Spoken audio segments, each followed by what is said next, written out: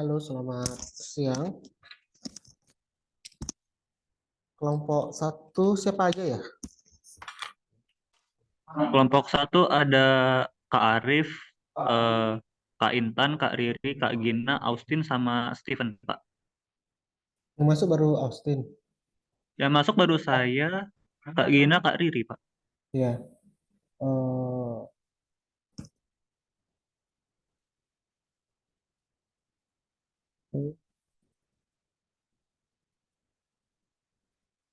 sudah dikontak ya tadi Pak Putranya.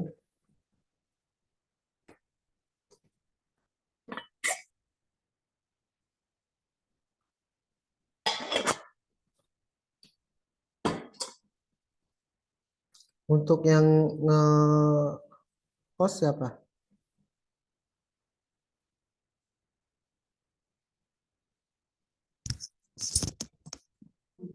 Kenapa Pak tadi, Pak? Yang nge-host Aku dosen mata kuliah ini, Kak Suci selaku laboran Prodi MRK, dan teman-teman serta hadirin yang saya banggakan.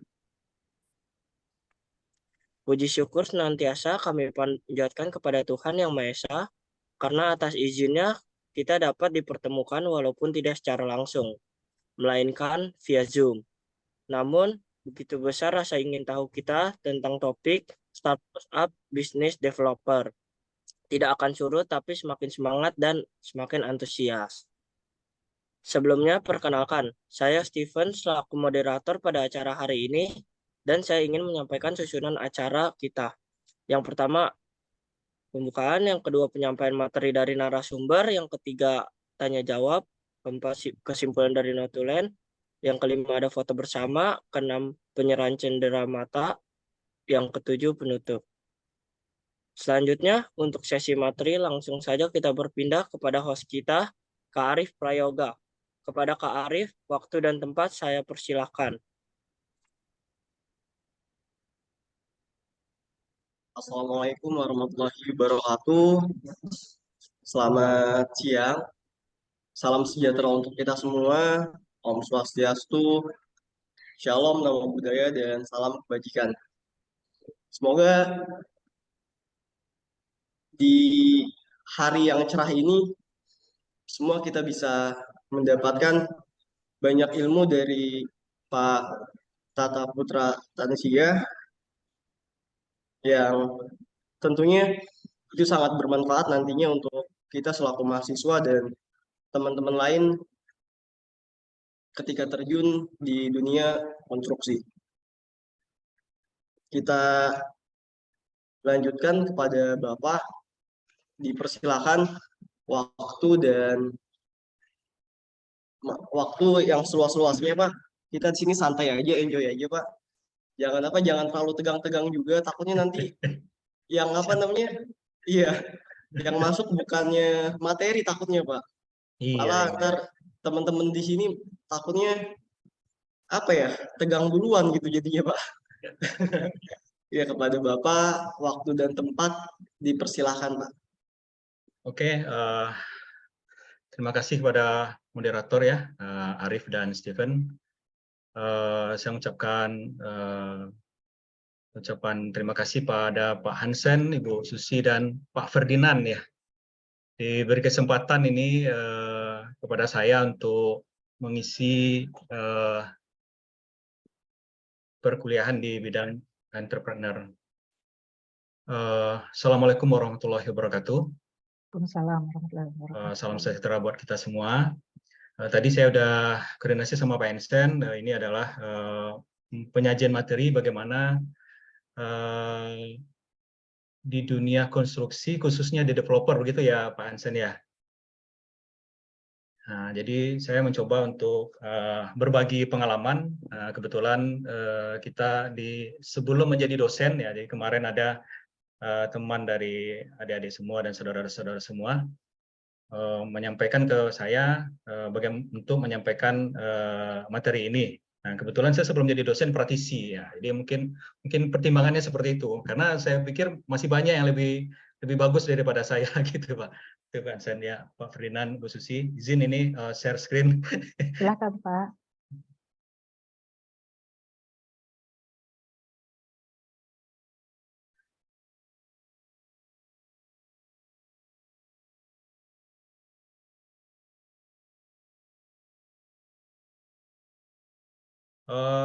Share screen saya kelihatan? Ya, sudah kelihatan Pak. Kelihatan Bu Susi? Oke, Jelas, terima Pak. kasih. Oke, berdasarkan materi yang diberikan, saya mencoba untuk berbagi pengalaman, kemudian saya mengolah beberapa data, bagaimana berbisnis itu di dunia developer gitu ya, di dunia properti. Jadi saya beri judul materinya yaitu kinerja pelaku pengembang perumahan membangun kepercayaan pasar pada industri konstruksi perumahan. Jadi kalau kita bercerita tentang industri konstruksi perumahan, khususnya properti, yang paling utama itu adalah bagaimana kita membangun kepercayaan. Oke. Nah, apa yang akan saya sampaikan, pertama ada pendahuluan, kemudian nanti saya menjelaskan bagaimana memulai dan membangun bisnis properti, kemudian bagaimana menjaganya. Nah, jadi kalau memulai, kemudian membangun, itu mungkin kita bisa semua, tapi menjaganya bagaimana, ya, supaya dia tetap settle. Gitu. Kemudian kinerja pengembang perumahan. Nah, ini perlu kita pahami juga bagaimana kita melihat prospek. Nah, kemudian bagaimana kita bisa bertahan. Dan kemudian tantangan dan peluang yang akan kita hadapi. Dan terakhir itu penutup. Oke. Dan sekedar bercerita, awal-awal kita memulai mengembangkan perumahan, ya, itu pada zamannya kita untuk membangun itu khususnya di Sumatera Barat ini, di Kota Padang. Pertama itu ada gempa 2009. Nah, di gempa 2009 itu begitu benar-benar memporak-porandakan kondisi dan mental dari para masyarakat khususnya di Kota Padang karena dia berada di pinggir pantai. Nah, kemudian juga didukung juga dengan adanya program pemerintah, itu adanya 700 unit, ya, unit rumah yang harus dibangun. Kemudian itu untuk masyarakat berpenghasilan rendah, kan 300 unit untuk masyarakat yang tidak berpenghasilan rendah. Nah, kita berpikir waktu itu bagaimana kita memulai pasar mana yang kita mau ambil. Jadi apakah kita di perumahan sederhana atau di perumahan menengah atau di perumahan mewah. Nah, ini adalah di gambar-gambar berikut ini akhirnya kita memutuskan untuk mencoba mengambil perumahan menengah ke atas, jadi menengah mewah. Jadi perumahan kita itu namanya Puri Onegarina, lokasi ini Sungai Bangek, Koto Tangah. Ini jauh dari pantai, jadi animo masyarakat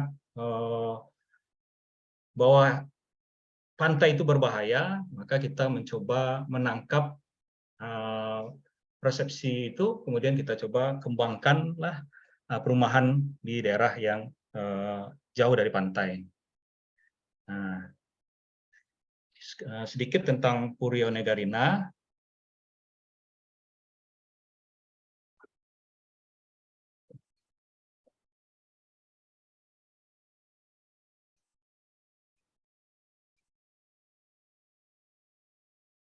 Oke.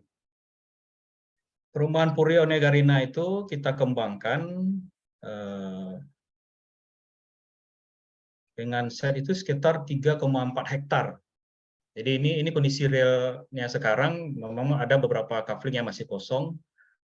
Kemudian ini unit rumahnya. Unit rumahnya kita kembangkan sebanyak 150 unit rumah. Di situ ada rumah mewah. Kemudian ada rumah mewahnya dan rumah menengah. Jadi mulai dari tipe 65 sampai pada tipe 100.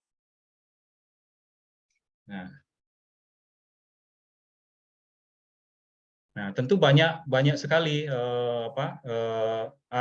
halangan bagaimana kita memulainya. Jadi sekedar berbagi pengalaman, developer ini ada bagaimana orang memulai menjadi developer. Ada memang dia punya modal besar, kemudian mengumpulkan berbagai macam orang-orang yang bisa mensupport kegiatan developernya sehingga developernya bisa menjadi cepat berkembang. Tapi ada juga yang tidak memiliki modal besar, artinya tidak memiliki uang, tapi punya bakat, punya skill dan kemampuan. Nah, kita PT Zaneta ini memulai dari yang demikian. Kita tidak memiliki modal besar, tetapi mencoba terjun di dunia developer dengan bermodalkan keberanian. Nah, itu awalnya itu bermodalkan keberanian. Nah, kita dapatlah 3,4 hektar lokasi di daerah Sungai Bangeh.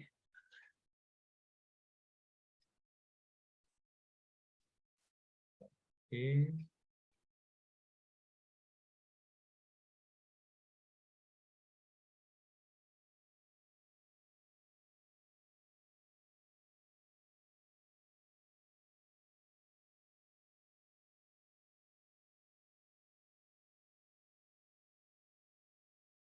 Oh, masih kelihatan gambarnya Ibu Susi? Ya, biar Masih ya? ini Kelihatan Pak. ya kelihatan Oke. Pak. Nah, inilah kira-kira yang kita buat ya, ada tipe sebentar bisa selesai. Nggak jalan ya.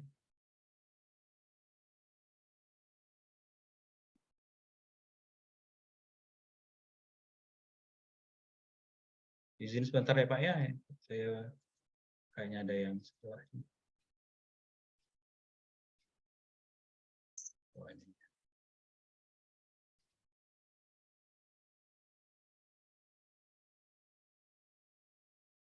Ya, sip. Tetap jalan ya.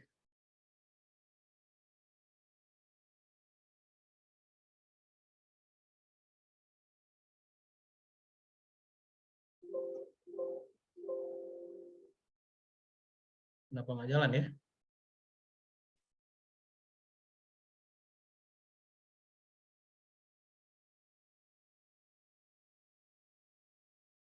Ada masalah Pak?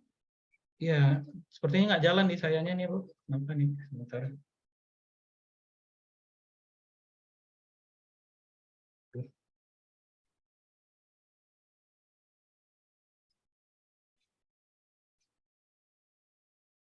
Oh, mohon maaf sebentar ya Bu Pak Hansen. Ini kayaknya salah tekan saya tadi ini.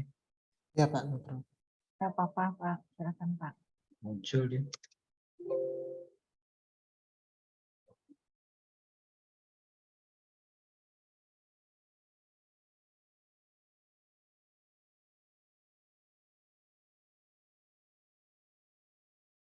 Gimana caranya ya?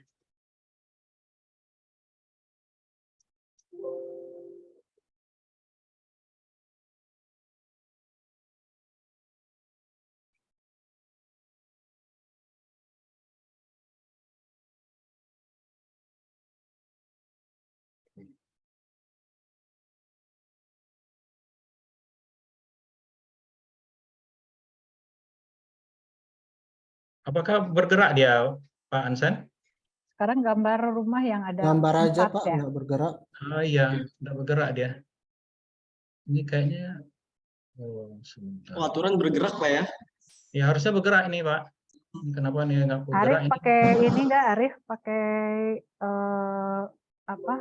Laptop kan? Iya, pakai. Panik ada Bergerak? enggak sih? Enggak bergerak Pak. Kok bisa ya? Kenapa ya? Kalau enggak dikirimkan ke Arif, mungkin nanti Arif yang ini kan Pak. Ah boleh boleh. Gitu ya Kirimkan Arif ke ya? Arif ya. Boleh. Atau saya Iya, boleh kirimkan. Pak. Saya kirimkan di ini aja ya, di ya Arif ya. Iya. Nanti Arif yang tolong Boleh, di-share Arif ya. Prayoga, oke. Gitu. Saya kirim ke Arif. Iya, aturan materinya tuh udah bagus, tapi kalau nggak sempurna jadi nggak seru gitu Pak ya. Nggak afdol jadinya Iya. Pak ya. Nggak jalan dia. Nah, Iya, itu iya. udah saya kirim ke Arif ya, Oh iya, saya buka Pak ya. Iya, nanti saya stop screen. Ini saya stop. Apa yang salah nih nggak ngerti saya nih. Mohon maaf nih Pak Hansen ya, saya tadi coba apa? Mungkin ada yang salah ini. No worries Pak. Iya, Arif sudah terima Arif? sudah Arif? Sudah Pak. Oke, Saya izin membukanya Pak ya. ya silakan.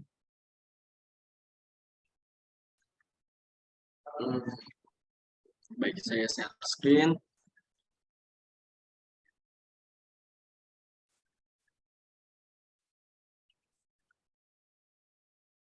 Nah ya. Oke, mungkin lanjut ke yang tadi yang gambar perumahan itu Arif, tolong. Iya, baik Pak.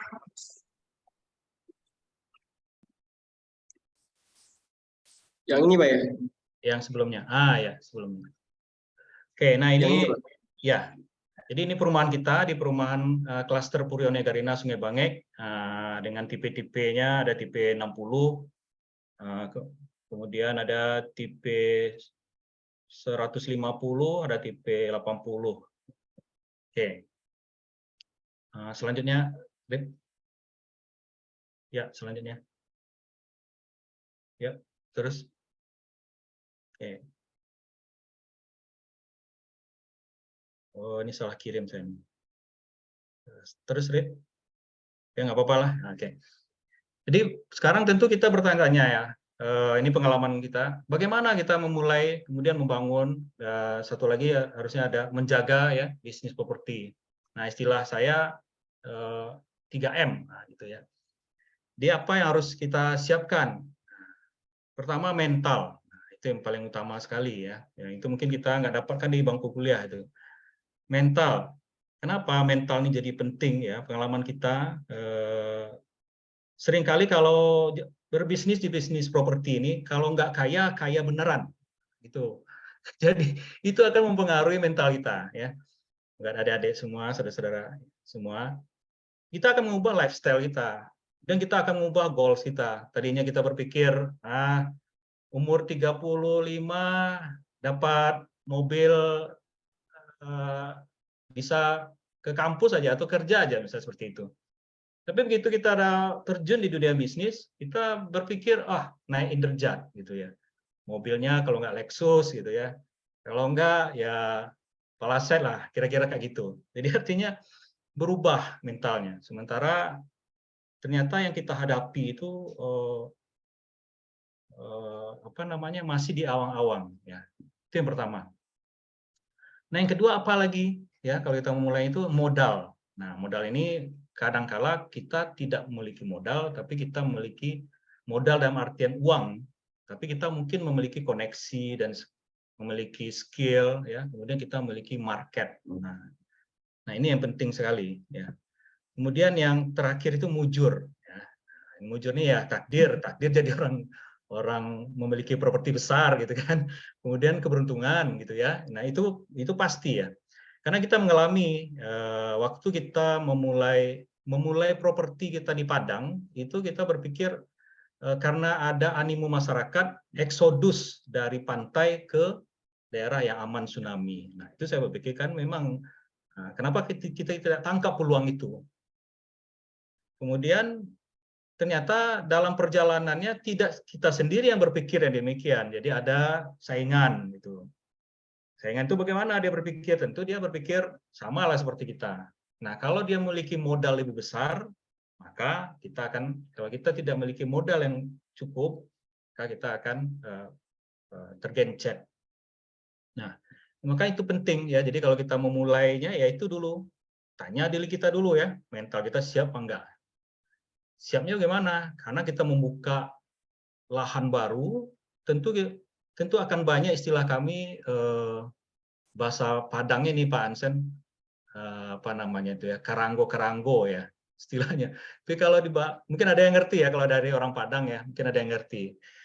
Semut yang besar-besar itu Pak Ansen, yang merah-merah semutnya. Nah, itu biasanya ada kalau kita buka lahan segala macam. Nah, itu yang harus kita jinakkan dulu. Ada lebah-lebahnya, ada ular-ularnya. Nah, kira-kira kayak gitu. Mental kita siap enggak?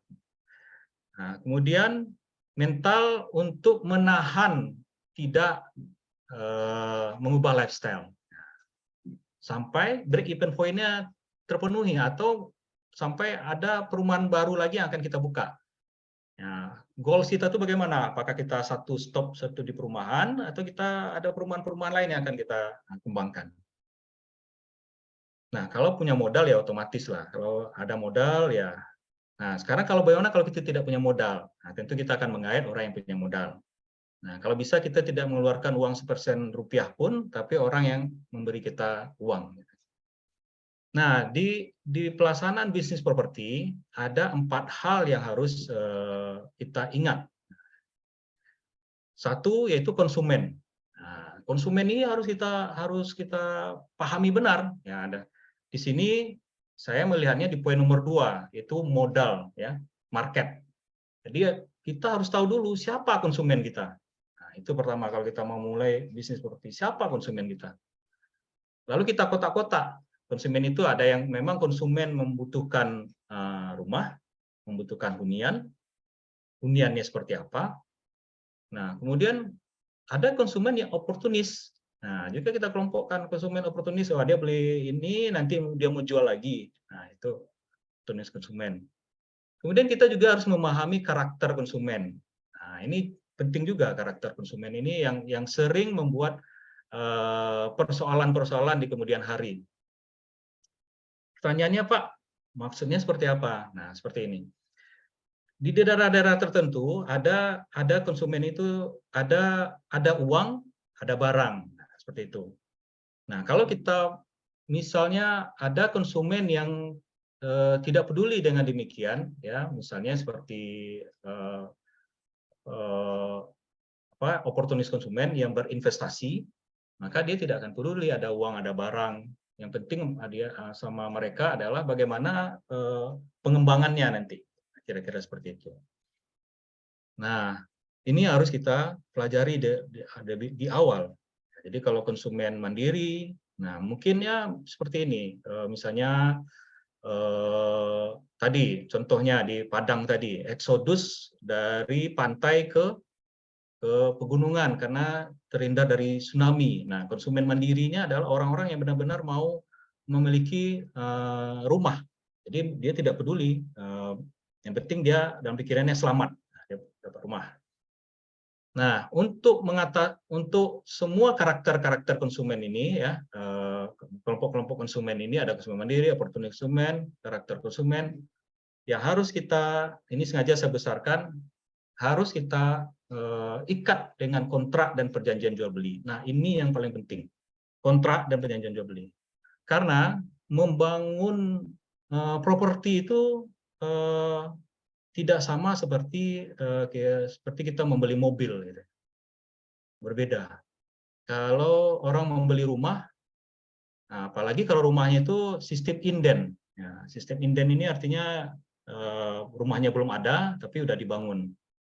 Nah, dibayar dulu DP dan segala macam, kemudian baru dibangun. Nah, itu sistem inden akan lebih berat lagi. Nah, untuk melindungi kita sebagai developer, maka harus ada jelas kontrak dan perjanjian jual belinya. Nah, di sini yang paling saya garis bawahi adalah ini pengalaman kita. Menjadi developer tidak bisa harus mengenyampingkan satu sifat, nah, ya, sifat kita, ya, yaitu kebaikan. Nah, itu agak berat itu, ya, kebaikan. Jadi tidak boleh terlalu baik. Nah, cukup baik saja. Nah, sampai situ aja cukup. Nah, jadi tidak boleh terlalu baik. Kalau terlalu baik hancur. Ya. Nanti kalau kita jelaskan di beberapa sesi yang lain, kenapa tidak boleh terlalu baik. Yang penting baik aja, ya.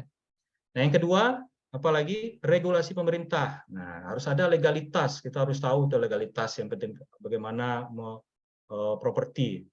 Khususnya kalau kita menggunakan lembaga pembiayaan. Nah, itu. Jadi kalau seandainya kita tidak menggunakan lembaga pembiayaan, ya tidak ada masalah. Nah, kita bisa bangun unit rumah. Nah, kita misalnya dapat investor dari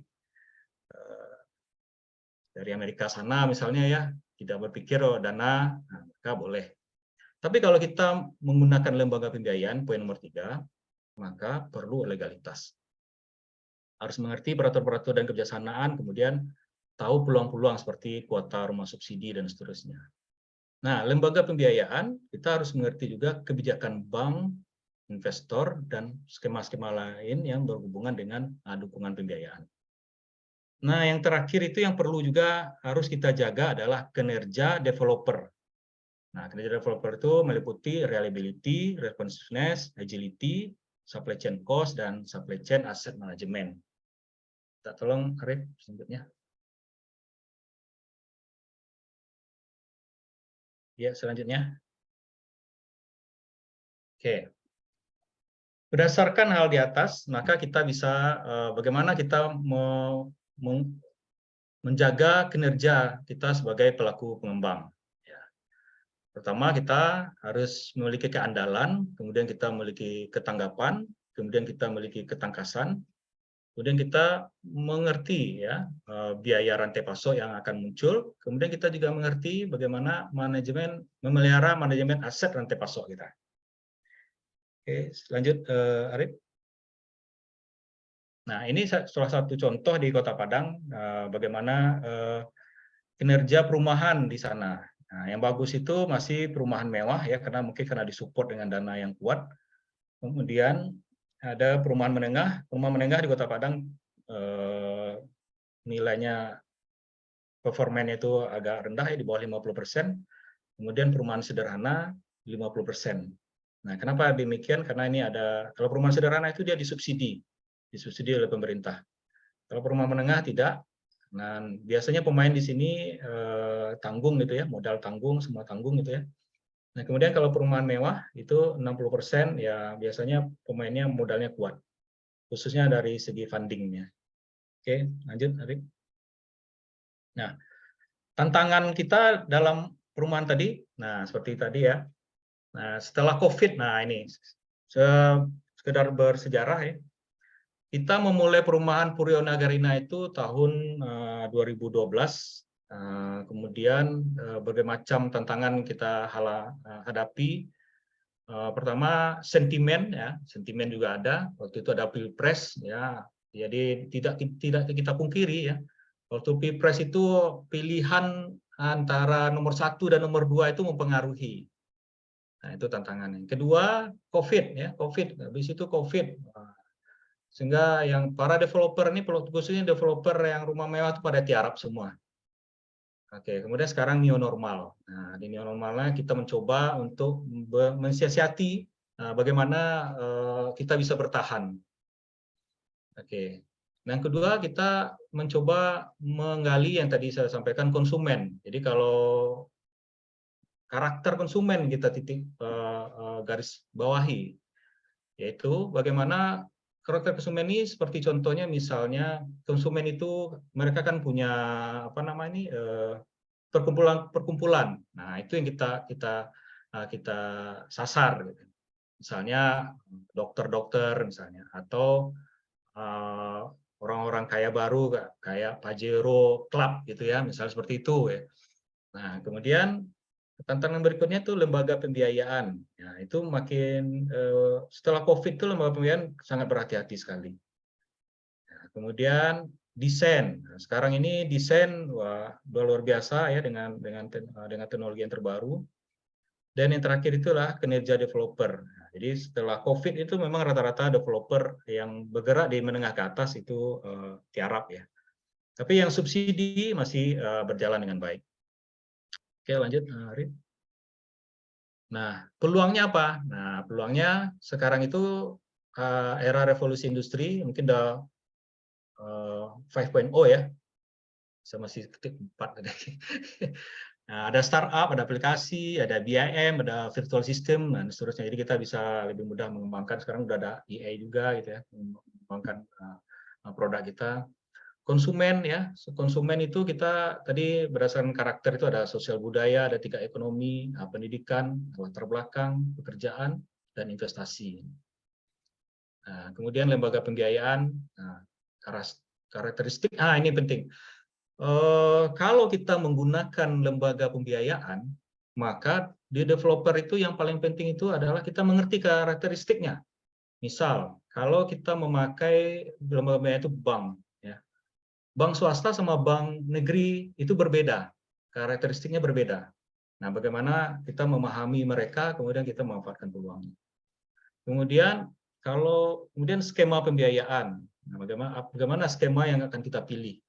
Nah, kalau kita punya uang ya no problem lah. Tapi kalau kita tidak punya modal dalam berbentuk uang, maka skema pembiayaan ini penting kita ketahui. Nah, ada nasihat, saya dapat nasihat dari orang yang udah mapan gitu ya. Jadi berkaitan dengan pembiayaan ini, khususnya di bank gitu ya. Bagaimana kita harus membangun kepercayaan. Nah, dalam developer itu yang penting adalah kepercayaan. Jadi dana itu atau uang itu tidak menjadi tolak ukur, tapi menjadi tolak ukur itu adalah kepercayaan. Jadi kalau kita memiliki banyak kepercayaan, maka dunia kita miliki. Artinya seperti ini, kepercayaan bank, ya, kita tentu tidak terbatas dananya. Nah, jadi kalau kita memiliki kepercayaan dari semua bank, maka akan selamatlah kita untuk di dunia properti. Oke. Nah, peluang keempat itu masih adanya backlog. Nah, backlognya masih banyak ya, antara 12 sampai 12,5 juta unit. Nah, kemudian ada program 1 juta unit itu masih terrealisasi sekitar 25% sampai 30%. Jadi masih banyak peluang kita. Oke, lanjut. Oke, kesimpulan ya untuk ini. Jadi kalau kita mau menjadi developer berbisnis di dunia properti, yang paling utama itu adalah kita harus mempertahankan kinerja kita. Ya. Bagaimana caranya? Yaitu memberikan kepercayaan dan kenyamanan kepada konsumen. Kemudian untuk menghadapi tantangan, nah pengembang dapat melakukan pendekatannya dengan karakter konsumen. Jadi ada nanti misalnya karakter konsumen ini berupa komunitas, ya. Misalnya nanti ada komunitas tadi saya sebut Pajero Club, komunitas dokter, komunitas engineer, ya seperti itu. Mereka saling berkelompok-kelompok dan akan membentuk klaster-klaster mini. Dan yang terakhir, yang nomor 3, ada satu lagi. Nah ya, nah masih ada kebutuhan untuk mengisi backlog perumahan yang sangat besar. Oke, saya pikir itu adik-adik sekalian, saudara sekalian. Nah, demikian Pak Ansen, Ibu Susi, dan Ibu Ferdinand. Ya, saya pikir itu ya. Kalau ada pertanyaan, silakan Arif. Iya, baik Pak. Wah, banyak sekali Pak ya pengalaman yang Bapak ceritakan gitu. Dan terutama sebagai developer Pak ya. Iya. Saya tertarik sekali Pak dengan moto Bapak itu 3M gitu Pak ya. Mental, mental, modal, dan jujur. Nah, yang ingin saya tanyakan itu yang pertama Pak. Yang pertama mental ya. Ya. Seperti yang kita tahu Pak ya, emang benar Pak di dunia kerja itu emang bahasa kasarnya ya kalau dunia kerja itu kejam ya kejam Pak ya. Ya. Yang ingin saya tanyakan itu Pak, ketika Bapak menjadi developer Pak, itu kira-kira ada gak sih Pak hal yang sampai sekarang gitu teringat dan terngiang-ngiang di kepala Bapak yang menurut Bapak itu emang sangat menguras mental gitu, yang sangat sebagai developer itu kejadian itu dan peristiwa itu atau proyek itu menguji mental Bapak gitu. Kira-kira proyeknya seperti apa gitu Pak? Kalau boleh tahu dan cerita sharing gitu Pak. Oke, terima kasih Arif. Pertanyaannya sangat menggelitik dan bagus ya. Memang itu awal itu sekali ya. Jadi sekedar bersejarah ya, saya itu basicnya ini adalah arsitek. Jadi kemudian kita memulai bekerja itu memang waktu masih kuliah. Nah, jadi perlahan-lahan kita mencoba untuk mengerti bagaimana memasuki dunia industri konstruksi. Gitu. Nah, waktu kita memulai bisnis properti ini, memang yang ditanya itu memang mental kita, yang sangat menguras pikiran. Jadi kalau secara teknis secara teknis mungkin Pak Ansen juga ngerti itu, Bu Susi, Pak Ferdinand. Teknis itu aja, ya. Jadi misalnya Arif, kalau kita membangun gedung gitu ya, nah strukturnya ya seperti itu. Nah, teknis pekerjaannya, teknologi yang digunakan ya itu saja. Tetapi yang selalu berubah, kecuali nanti ada teknologi baru yang ditemukan. Nah, paling seperti itu. Yang biasanya teknologi itu di manajemen konstruksi itu memudahkan pekerjaan kita. Paling seperti itu. Tapi yang tidak bisa kita prediksi itu adalah sosial ekonominya, sosial budayanya. Ya, jadi mental di sini adalah bagaimana kita bisa mengerti bahwa proyek kita ini akan mudah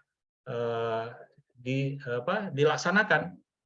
Nah, kenyataannya tidak seperti itu. Misal, ada istilah kalau di kami kita membuka lahan, apa istilahnya kalau di bahasa Padangnya ya, bahasa Indonesia aja lah ya. Kalau kita pesta, ada orang pesta di tempat kita. Nah, kalau membuka lahan, membuat proyek konstruksi dan segala macam itu dianggap pesta bagi penduduk kampung atau penduduk tempat kita mendirikan properti kita. Nah, mereka berpikir, apakah mereka yang berpesta saja bisa menikmati pestanya? Kenapa kami tidak bisa menikmati? Nah, itulah nanti yang akan menjadi hal yang mengganggu kita. Contoh pemuda misalnya. Pemuda itu mereka tidak berpikir bahwa ini akan membangun masyarakat mereka. Tidak. Mereka berpikir, wah ini orang lagi pesta, kita juga ikut pesta. Nah, kira-kira seperti itu. Nah, itu yang akan kita hadapi. Nah, itu mental yang harus kita siapkan. Nah, saya di membangun Purio Negarina itu bertindak langsung selaku kontraktornya. Jadi developer ini kan ada yang developer murni. Ya, developer murni itu dia hanya membuka lahan, kemudian dia meng-hire kontraktor, meng-hire perencana, meng-hire pengawas, kemudian dia menjual. Kemudian dia pun menjual memakai agen penjualan seperti itu. Tapi di kita mandiri. Nah, kita semuanya kita developernya, kita kontraktornya, kita konsultannya, kita pengawasnya. Anggotanya juga kita yang cari. Nah, kira-kira seperti itu. Nah, itu yang membuat mental kita memang benar diuji. Nah, kalau Arif misalnya memiliki modal besar, tentu yang idealnya yang pertama tadi, Anda jadi developer, cari kontraktor, cari konsultan, cari ini segala macam. Itu juga bisa diakalin sebenarnya. Nah, tapi kalau kita tidak punya modal besar, hanya modal mental kuat saja, misalnya, ya. Nah, itu yang harus disiapkan. Mental kuat, jadi memang harus multi talent kita, ya. Jadi semuanya harus kita kuasai. Nah, makanya tadi saya kelompokkan yang paling penting itu adalah bagaimana kita mentalnya tadi, ya, jangan diubah, lifestyle kita jangan diubah, goals kita jangan dulu diubah sampai break even point ya dari properti kita terpenuhi. Nah, kira-kira itu. Terima kasih. Baik Pak, ya terima kasih banyak Pak atas jawabannya yang sangat jelas Pak.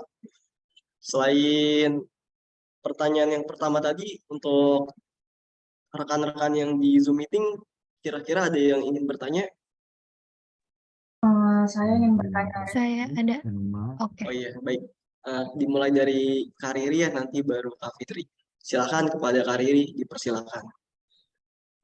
Baik Pak Putra, di sini saya akan bertanya, bagaimana tantangan dan cara Bapak membagi waktu yang mana di luar Bapak bekerja sebagai developer dan seperti yang kita ketahui Bapak juga bekerja mengajar sebagai dosen. Terima kasih Pak. Oke, ya, langsung dijawab nih, Arif. Iya, silakan Pak. Oke. Membagi waktunya gimana tuh Pak katanya Pak? Iya, terima kasih Riri. Ya bagus ya, memang itu dilema juga ya. Kita udah bekerja sebagai dosen, kemudian juga sebagai developer gitu. Nah, kalau di saya seperti ini, saya satu hal yang saya bangun di perusahaan yaitu kepercayaan.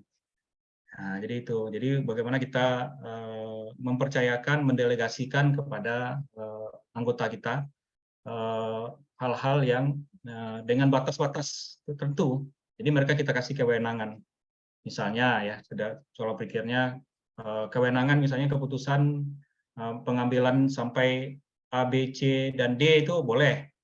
Kemudian keputusan mengambil di atas itu misalnya nanti harus koordinasi. Nah, kira-kira seperti itu. Jadi developer ini sebenarnya kita semuanya bisa berjalan by sistem saja. Nah, jadi kalau sistemnya kita udah atur dengan baik, itu kita ibaratnya seperti kita jadi manajer aja ya, manajer aja. Nanti kita lihat setiap laporan walaupun sekecil apapun harus ada laporan. Nah, kira-kira seperti itu. Jadi tidak akan mengganggu kegiatan kita yang lain. Sekedar gambaran, saya mulai aktif bekerja itu di dunia industri konstruksi itu memang di zaman kuliah, kemudian setelah pasca gempa 2009 itu proyek saya sampai ke Duri, ke Dumai gitu ya. Kalau Indonesia proyek saya sampai ke Mataram, ya kira-kira seperti itu. Nah, kita memanage bagaimana kita ada kepercayaan. Nah, jadi misalnya kalau di Dumai ada kita taruh satu orang yang bisa kita percaya. Karena seperti saya sampaikan tadi, teknis itu dari awal sampai sekarang itu aja ya. Struktur seperti itu ya, paling teknologinya yang berkembang. Tapi teknis pekerjaannya seperti itu aja. Misalnya kalau kita mau mendirikan kolom misalnya, atau membangun dinding bata, kan teknisnya seperti itu aja. Cuma materialnya berbeda. Nah, jadi itu kita kunci. Jadi persoalan yang kedua adalah sosialnya ya. Jadi yang nggak bisa kita prediksi itu kan sosialnya. Nah, itu yang kita jaga. Nah, dengan sistem tadi ya, pertama kita tempatkan orang kepercayaan, kemudian teknisnya udah kita kasih standar seperti apa. Nah, kemudian menghadapi sosialnya, ada lagi kepercayaan kita ke orangnya. Jadi waktu kita tuh bebas begitu, Rik. Nah, jadi alhamdulillah sampai sejauh ini pekerjaan kita berjalan dengan baik. Nah, kira-kira seperti itu. Ya. Baik, terima kasih Pak. Semoga jawabannya jelas ya, Karir ya, sudah jelas kan? Selanjutnya Pak, ada pertanyaan dari Fitri Ama. Silakan kepada Kak Fitri, dipersilakan. Oke, thank you Arif. Selamat siang Pak Putra. Selamat siang. Gini Pak, tadi kan saya sempat dengar penjabaran dari Bapak, kalau misalnya perusahaan Bapak itu sebagai developer, kemudian konsultannya sendiri, kontraktornya sendiri, pengawasnya juga sendiri nih. Nah, yang mau saya tanyakan adalah biasanya dalam membangun kan kita butuh IMB ya. IMB entah itu ada surat persetujuan lingkungan atau tidak, keberatan tetangga batas dan lain-lainnya nih. Nah, Bapak sebagai owner apakah mengurus perizinannya juga sendiri dengan internal atau menggunakan vendor perizinan khusus gitu Pak? Karena kan terkait perizinan agak sulit ya Pak ya biasanya. Ya. Benar. Oke, bagus Fitri ya. Memang seperti itu ya. Perizinan itu kalau kita mengurus sendiri. Nah, ya. Jadi kenapa demikian? Karena dia kalau kita memakai calo misalnya ya. Kalau di zaman kita tuh masih ada calo sih. Tapi kebetulan ini mungkin nasib baik. Nah, itu saya bilang tadi 3M ya. 3M ini yang di kita ya, tapi nanti secara teori mungkin kita bisa kembangkan. Yaitu tadi mental, modal, dan mujur gitu ya. Nah, jadi mungkin waktu itu saya lagi beruntung lah. Jadi kebetulan waktu kita membuka lahan di Puryo Negarina itu, kebetulan di sana juga lagi dibuka lahan untuk Universitas Islam Imam Bonjol ya. Nah, jadi ada pengembangan lahan untuk universitas di sana. Nah, di saat pengembangan lahan universitas itu, maka perizinan dimudahkan. Nah, itu zaman itu saya dimudahkan, sehingga seperti AMDAL. Ya, kalau misalnya ini ilmunya, kalau di Padang, kalau di bawah 1 hektar itu perizinan tidak memerlukan AMDAL. Nah, di zaman kita ini. Tapi kalau dia lebih dari 1 hektar maka memerlukan AMDAL dan seterusnya ya. Kemudian ada perizinan prinsip dan seterusnya. Nah, di zaman kita keuntungannya itu karena adanya UIN itu, maka perizinannya dimudahkan. Jadi memang kita langsung ke instansi terkait, kemudian kita lengkapi syarat-syaratnya, ya. Kemudian kita dapat izin. Nah, kira-kira seperti itu. Tapi kalau secara teori memang seharusnya tidak perlu pakai apa namanya ini, perlu calo gitu ya atau pihak ketiga gitu ya. Karena developer itu kan dia di apa namanya, kalau kita membuat PT yang developer itu kita udah diberi kewenangan untuk bisa mengurus sampai perizinan itu ya, by mandiri ya. Oke, kira-kira itu Fitri ya. Bagaimana Kak Fitri? Apa jelas Sudah ya? jelas kan? Jelas Pak. Tapi kalau mau nanya lagi boleh Pak? Boleh. Ya, Boleh silakan ya. Kak. Nah, biasanya kan Pak dalam mengurus perizinan itu kan waktunya panjang sekali, lama, berbelit-belit lah, butuh ini, butuh itu.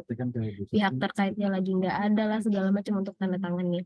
Nah, kalau dari owner Bapak sendiri nih yang punya perumahan, itu ada timeline-nya nggak sih Pak? Karena kan biasanya tuh mungkin pembeli rumahnya udah punya asumsi akan menempati rumah kapan gitu terkait keluarnya izin.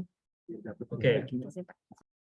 Bagus ya, ini mengingatkan kembali apa saya. Jadi begini, kalau kita mau membangun bisnis properti, semuanya harus legal dulu tadi, harus clear dulu. Jangan izin belum keluar, kemudian kita udah sold out, mencoba untuk menjual, gitu ya, udah sell gitu. Jangan. Kalau itu dilakukan, wah kita banyak tuh kasusnya, ya. Developernya mungkin kita bisa lihat kasus-kasus developer yang lari malam, ya. Kemudian developer yang sampai sekarang sertifikatnya nggak keluar-keluar, kayak gitu ya. Kayak Nah itu Meikarta sangat. nggak sih Pak? Hah? Gimana? Kayak Meikarta nggak sih? Meikarta. Ah, IMB belum keluar tapi udah jual unit gitu ya? Bisa ya kayak gitu ya? Kalau Meikarta itu modal besar ya, mungkin Oke, dia sangat berani lah ya. Ya, kalau modal besar itu tanda kutip ya. Tapi kalau kita mau ya seperti kita lah ya. Nah, mungkin kalau adik-adik dan saudara-saudara sekalian memiliki kemampuan finansial yang cukup bagus ya enggak apa-apa. Tapi kalau kita memiliki kemampuan finansialnya secukupnya ya, tapi kita juga tentu kita tidak mau kalah kan. Karena kalau developer tuh kalau nggak kaya, kaya banget kan kayak itu, ya kan? Tapi kalau kita hanya modal finansial nggak cukup, semua izin harus kita ini. Terutama kalau khususnya di Padang ya, kalau Anda mau di Padang wah kacau. Kalau Padang itu sertifikat itu nggak sama kayak di Jawa ya. Di Padang itu kalau sertifikat tanahnya masih milik kaum ya, atau belum bersertifikat baru istilah kita girik ya, garis ukur, itu susah. Apalagi kalau dia banyak perutnya. Banyak perut ini maksudnya banyak keturunannya. Ya. Jadi satu perut ada 4 keturunan. Wah, itu mabuk. Nggak akan keluar-keluar itu. Jangan pernah lakukan itu di Padang. Ya. Kalau di Padang, wah itu makanya tadi saya awali perkuliahannya. Kenali dulu karakter. Nah, ya kan? Nah, karakter konsumen. Tapi kalau misalnya di Jawa, ya itu kita modal pamflet aja mungkin udah laku dia. Ya, modal pamflet. Ya, ada teman kita di buka perumahan kemarin itu, tapi kecil aja, modal pamflet aja di Depok itu, ya, besok udah laku, udah habis, dia bisa jual, dia bisa tarik dana konsumennya, kemudian dia bertahap pula, dia sama kontraktornya malah berutang juga sama kontraktor, uang konsumen dia pakai, kontraktornya dibayarnya per termen, ya banyak cara kalau properti itu kan teknisnya. Tapi saya menyarankan jangan sampai kalau izinnya belum ada, ya, terutama sertifikatnya belum ada. Nah, jangan pernah untuk menjual properti Anda. Anda masuk penjara, ya, masuk jurang, menangis ya, berdarah-darah itu menyelesaikannya. Ya, itulah kira-kira ya. Oke Pak, terima kasih Pak. Ya. Semoga jelas ya jawabannya dari Pak Putra yang benar-benar benar-benar sesuai dengan realitas sekali gitu Pak ya. Iya, ya, maka gitu di Padang. Setelah yang pertama tadi mental yang harus disiapkan, terus dari Kariri juga bertanya tentang pembagian waktu time ya. Terus Kak Fitri juga bertanya tentang perizinan dan semua itu sangat penting sekali untuk bekal ketika menjadi developer. Selain 3 hal yang tadi, kira-kira teman-teman di sini ada yang ingin ditanyakan lagi tidak? Saya ingin bertanya. Oh, silakan Kak Gina. Izin bertanya, Pak. Ya, silakan. Gimana cara Bapak membangun kepercayaan diri saat mulai membangun lagi setelah terjadinya COVID ini, Pak? Yang kemarin. Makasih, Pak. Oke. Terima kasih, Gina. Ya, COVID itu memang menghantam kita ya. Developer ya, menghantam sekali itu. Saya ya kacau ya. COVID itu kita tiarap semua. Jadi membangun kepercayaan diri kembali untuk bisa eksis lagi itu memang ada faktor destiny ya, faktor nasib dan takdir ya. Jadi ada campur tangan Tuhan yang Maha Kuasa lah, kira-kira seperti itu ya. Nah, tapi ya tidak, langkah-langkah saya waktu itu membangun kepercayaan diri saya. Pertama, saya membangun Puri Anagarina itu memang waktu itu menggunakan dana bank. Ya, jadi kita dibantu oleh bank karena lahan itu kebesaran ya, 3,4 hektar yang kita miliki itu besaran. Jadi waktu itu saya hanya berpikir jadi pengembang itu ya paling sekitar 1 hektar lah paling besar. Tapi entah kenapa nasib ya saya dapat 3,4 hektar. Waktu itu dibiayai oleh bank. Nah, ini yang harus di tips ya, kalau seandainya adik-adik dan saudara-saudara sekalian mau berbisnis properti, dana bank yang kita pakai itu gunakan sebagai pendamping. Nah, itu tanda kutip ya. Kenapa? Karena kalau kita gunakan tidak sebagai pendamping, itu akan menjadi bumerang dan bom waktu. Kenapa? Karena kita pertama harus memikirkan bayar bunga, ya kan? Habis itu kita memikirkan penjualan kita harus bisa menutupi bunga bank. Jadi walaupun sebenarnya di analisa keuangan untuk menetapkan harga jual udah ada bunga bank di dalamnya, tapi kan kita tidak bisa memprediksi berapa banyak yang bisa kita jual dalam 1 bulan. Nah, itu ya, jadi makanya dana bank gunakan sebagai pendamping. Nah, ini pengalaman saya pribadi ya. Saya menyadari itu setelah saya berdarah-darah juga. Ya. Jadi, saya menjadikan dana bank itu memang full untuk memutar properti kegiatan pembangunan properti saya. Sehingga saya harus mengajukan sehingga bunganya membengkak. Nah, jadi kalau misalnya kita waktu itu kita dikasih 9M ya, kemudian revolving menjadi 18, tapi yang revolvingnya nggak jalan. Nah, yang 9M itu karena kita melihat dananya begitu besar, ya dia kredit rekening koran. Nanti kalau mau tanya tentang bagaimana pembiayaan bank ya dengan sistem rekening koran. Nah, itu adalah kita boleh mengambil dana itu selama kita memiliki progres pembangunan. Nah ini tipsnya. Kalau kita memiliki konsumen yang loyal, nah jadi harus cari konsumen yang loyal. Jadi gunakanlah dana konsumen yang loyal tadi untuk membangun unit rumah yang dia kehendaki. Nah, dana bank tadi hanya pendamping. Kita gunakan dana bank tadi, kalau seandainya kurang baru kita pakai dana bank. Jangan sebaliknya, kita gunakan dana bank, kemudian kita minta konsumen kita loyal. Itu, mohon maaf ya, bahasanya agak kasar. Itu tidak masuk akal lah. Nah, itu yang saya alami. Saya berpikir kita baik sama konsumen, maka tadi saya bilang jangan jadi terlalu baik. Jadi kalau jadi properti Anda harus hilangkan itu. Anda harus baik saja, jangan jadi terlalu baik. Tadi kan kita berpikir untuk membangun kepercayaan konsumen, oh harus ini harus disiapkan, oh nggak bisa. Konsumen itu begitu dia telah memberikan uang kepada kita, dia menguasai kita. Ya. Nah, saya melakukan itu, tapi dalam perjalanannya saya menyadari, wah itu ternyata salah. Nah, waktu COVID kita tiarap karena kita memakai dana bank. Itu tadi. Nah, tadi pertanyaan Gina, bagaimana saya membangun kepercayaan, percayaan diri saya lagi? Nah, saya karena telah membuktikan bahwa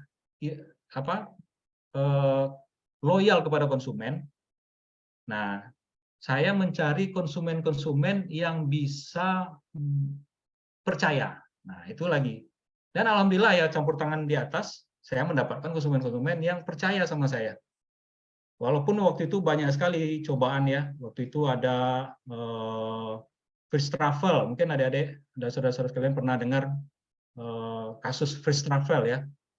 Bagaimana berkedok umroh kan, murah dan segalanya, akhirnya mengabaikan apa namanya ini konsumen. Itu sangat berpengaruh ke kita. Ya, orang nggak percaya lagi.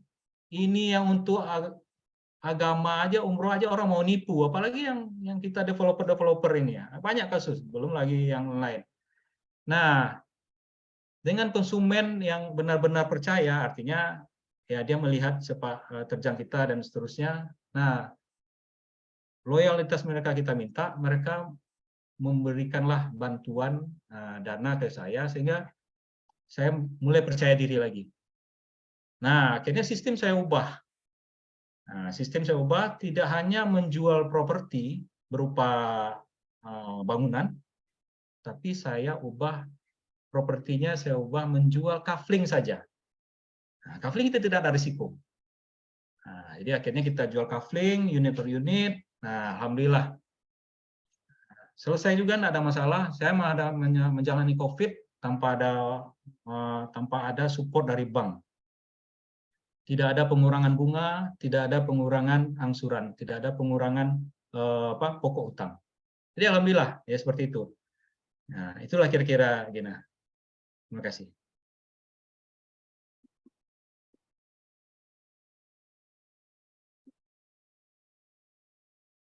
Apa kira terjawab ya? Tadi yang bertanya Gina ya, Gina Yovelia ya. Oke, Ya, terjawab. Terima kasih, Pak. ya. Untuk selanjutnya kira-kira ada yang ingin bertanya tidak?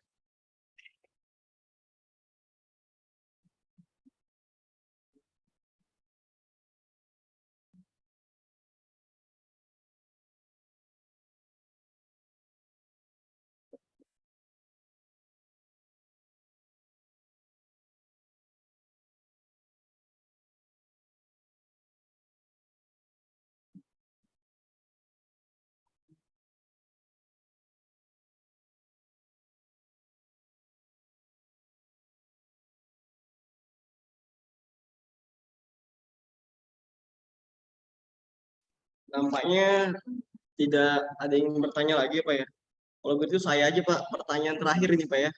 Oke, silakan Arif. Selain tadi kan kita sudah membicarakan tentang perizinan, terus kepercayaan. Ini sebelumnya mohon maaf Pak, pertanyaannya agak apa Pak ya? Agak langsung to the point Pak ya. Kalau ketika ingin menjadi developer itu Pak, modal awalnya berapa sih kira-kira perkiraannya gitu Pak? Oke, terima kasih Arif. Jujur ya, kalau saya nggak ada modal. Saya cuma modalnya skill, kemampuan arsitek, kemudian saya punya kemampuan melobi gitu ya. Kemudian saya punya keberanian gitu ya. Nah itu kalau dari segi saya nggak ada. Nah, tapi kalau Ari bertanya, bagaimana Bapak membangunnya kalau memang tidak punya modal? Nah, saya punya investor. Nah, itu dia ya. Jadi ada investor yang memodali kita. Nah, waktu itu kita ada investor dari Jakarta. Ya, Jakarta memberikan kita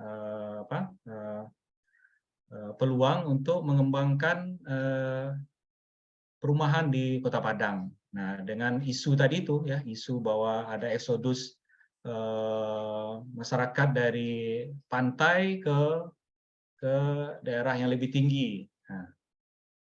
Nah, modalnya adalah waktu itu hanya dia membantu kita untuk pembebasan lahan, dan itu pun tidak semuanya. Ya, itu pun dia kasih DP untuk pembebasan lahan. Jadi 3,4 hektar itu memang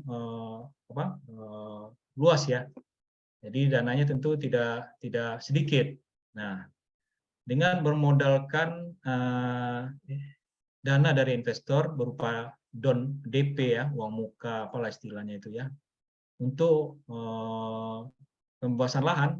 Nah, maka kita bisa mengembangkan sampai sekarang. Nah, kira-kira seperti itu, Arif.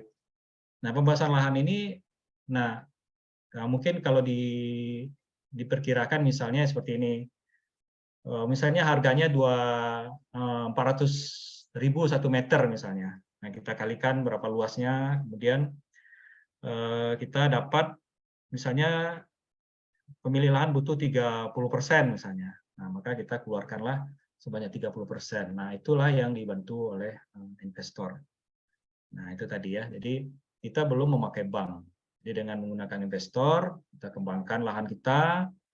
Nah, kemudian baru kita bergerak dengan menggunakan pembiayaan dari bank. Nah, itu. Mari. Mudah-mudahan terjawab ya. Coba kalau nyebut angka rupiah kayaknya sensitif ya. Oke.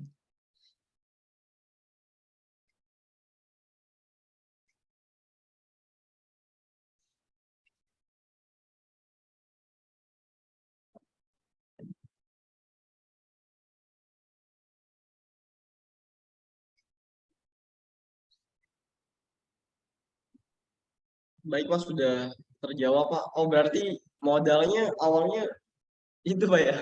Ya. Tergantung berarti Pak ya? Ya, butuh investor tetap ya. Kalau kita iya. main di perumahan, nah Anda ya itu. Kalau saya di kampus ya, kalau teman-teman di Bung Hatta itu saya ngajarin ya pengalaman ya. Kalau kita tidak punya dana, maka cari teman yang punya dana. Nah, kira-kira seperti itu. Kalau kita tidak punya koneksi, maka cari teman yang punya orang dalam. Nah, kira-kira seperti itu.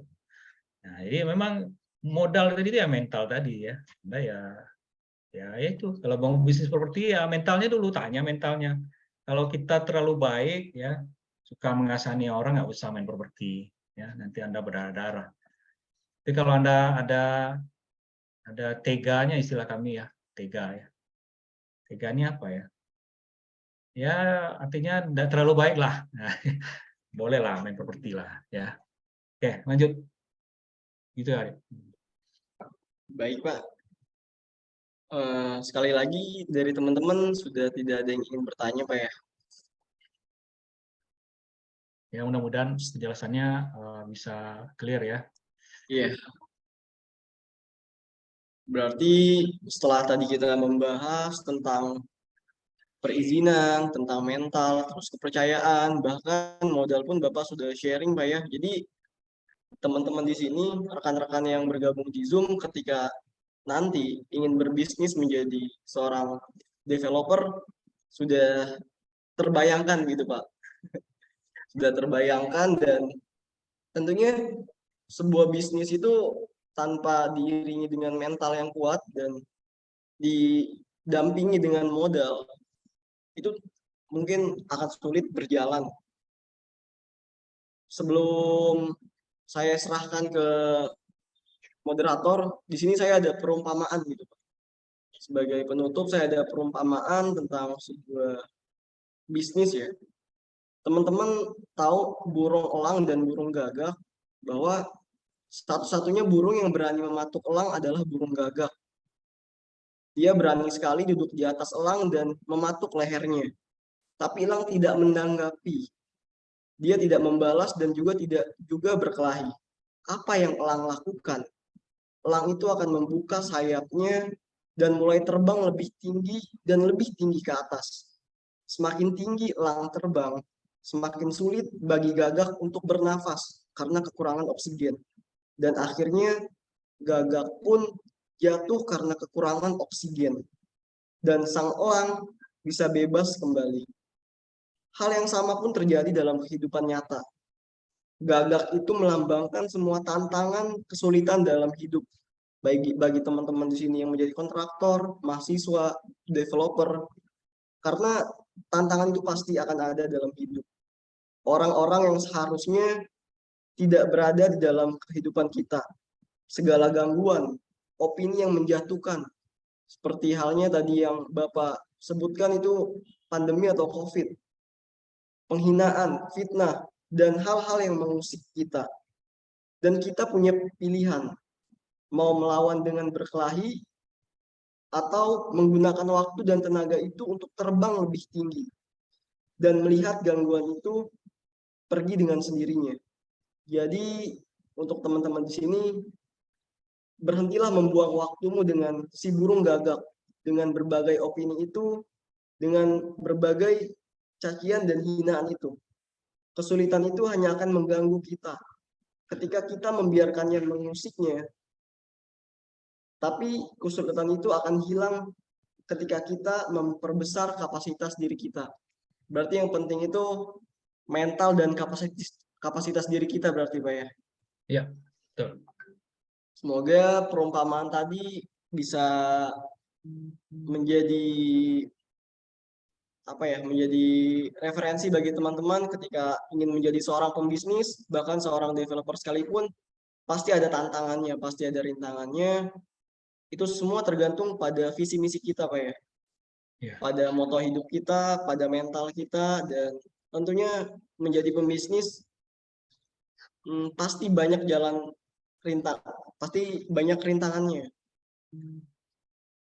Sekian dari saya, karena tidak ada yang ingin bertanya lagi.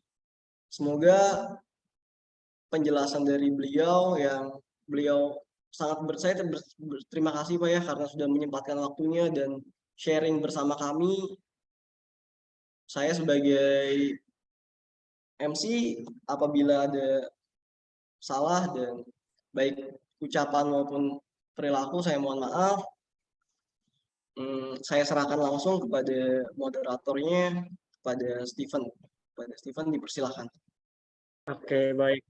Sebelum sesi foto bersama, adanya penyerahan apresiasi berupa sertifikat dan sendramata dari Prodi MRK yang akan diwakilkan oleh Bapak Seng Hansen.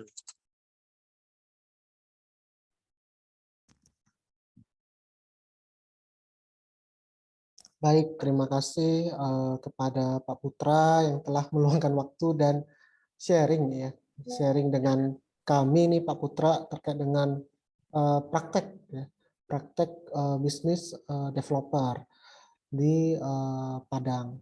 Nah, semoga apa yang telah disampaikan oleh Pak Putra dapat menjadi inspirasi bagi mahasiswa-mahasiswa kita semua, sekiranya ya ke depannya itu bahwa ya banyak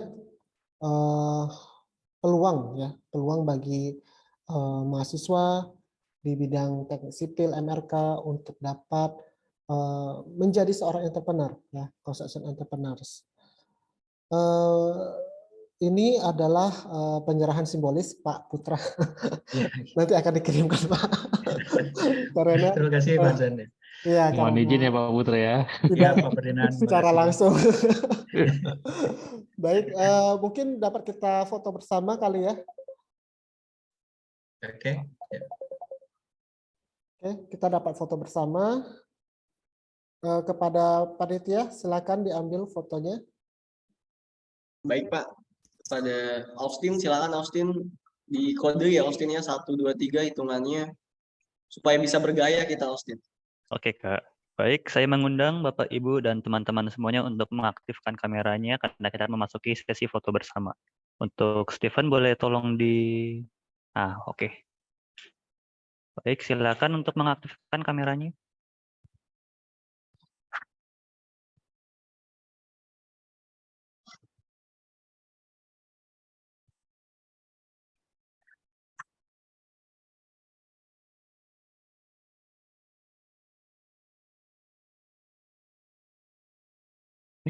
Formal atau bebas ini?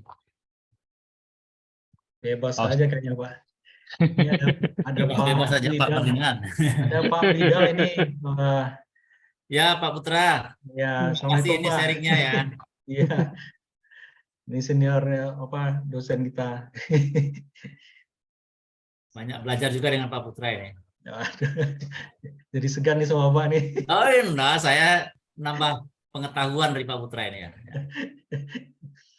Semoga perusahaan Pak Putra tidak ini tidak terkena areal perubahannya daerah zona zona kuning menjadi zona hijau yang di Padang itu, Pak? Alhamdulillah Lagi nggak heboh kena itu, nih. Pak. Iya, Bu Lagi Rami. heboh tuh, Pak. Lagi heboh. Kebetulan kita memang Iya. izin ya Pak Hansen, Pak Ferdinand. Nih ada. Monggo Pak, silakan. Pak. Kebetulan kita itu memang dari awalnya itu memang daerah waktu kita mengurus AMDAL itu daerah kita itu daerah gurun. Ya, jadi tidak ada sawah. Jadi kalau ada produktif ya mungkin kena kita itu Bu Rahmi. Iya, oke Pak. Iya, siap. Terima kasih. Kasihan teman-teman developer di Padang sekarang Pak, banyak yang pusing Pak. Iya benar Pak, benar Bu, benar. Lagi banyak pembangunan ya Bapak Ibu ya di Padang ya. Bukan, Iya, bukan perubahan peraturan pemerintah. Nah, mungkin Pak Putra bisa menjelaskan itu. Iya, jadi kalau dulu itu kita kenal kan kalau dia zona kuning dan zona hijau itu kan tergantung produktivitasnya ya gitu ya Bu Rami ya. Jadi kalau dia tidak produktif ya baru bisa didapatkan izin gitu Pak Hansen. Ya. Sekarang itu berubah dia.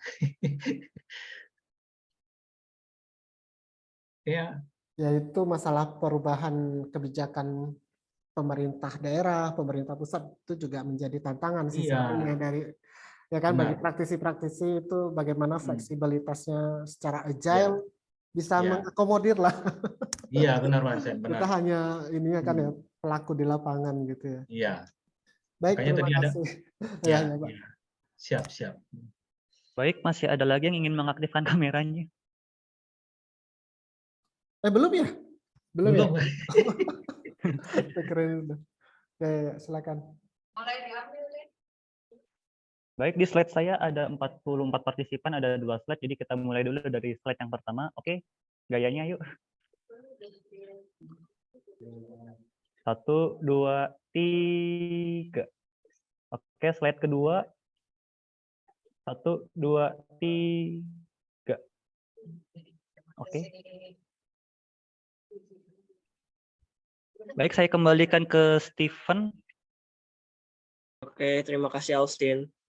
Dengan berakhirnya sesi foto bersama, maka berakhirlah acara kita pada hari ini. Sampai jumpa di minggu selanjutnya. Selamat sore dan terima kasih. Terima kasih banyak Pak Putra. Ya Pak Ferdinand. Terima kasih Pak Putra. Bu Rahmi. Terima kasih semuanya Bapak Ibu. Terima kasih. Bapak. Ya, Bu Rahmi, Pak Api. Ya, sama-sama Pak. Ya Pak Api. Pak Putra, terima kasih ya Pak Putra ya. Terima kasih Pak Rah. Izin live ya. Izin live ya. Pak Putra. Izin live Bapak Ibu dan adik-adik Ya, semuanya. terima kasih. Ya, terima kasih.